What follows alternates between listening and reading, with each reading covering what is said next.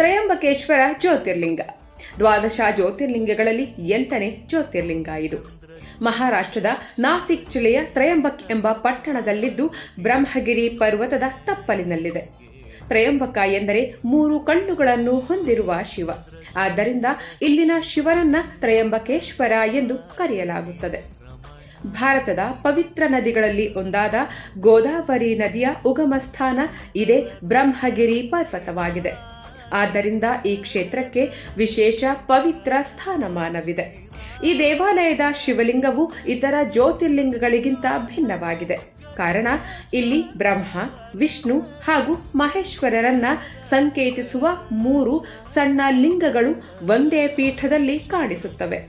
ಋಷಿ ಗೌತಮ ಮಹರ್ಷಿ ಹಾಗೂ ಅವರ ಪತ್ನಿ ಅಹಲ್ಯೆ ಶಿವನನ್ನು ಕಠಿಣ ತಪಸ್ಸಿನಿಂದ ಆರಾಧನೆ ಮಾಡಿದಾಗ ಶಿವನು ಪ್ರಸನ್ನನಾಗಿ ಇಲ್ಲಿ ಜ್ಯೋತಿರ್ಲಿಂಗ ರೂಪದಲ್ಲಿ ನೆಲೆಸಿದನು. ಜೊತೆಗೆ ಗೋದಾವರಿ ನದಿಯು ಭೂಲೋಕಕ್ಕೆ ಅವತರಿಸಿದಳು ಎಂಬ ನಂಬಿಕೆಯೂ ಇದೆ.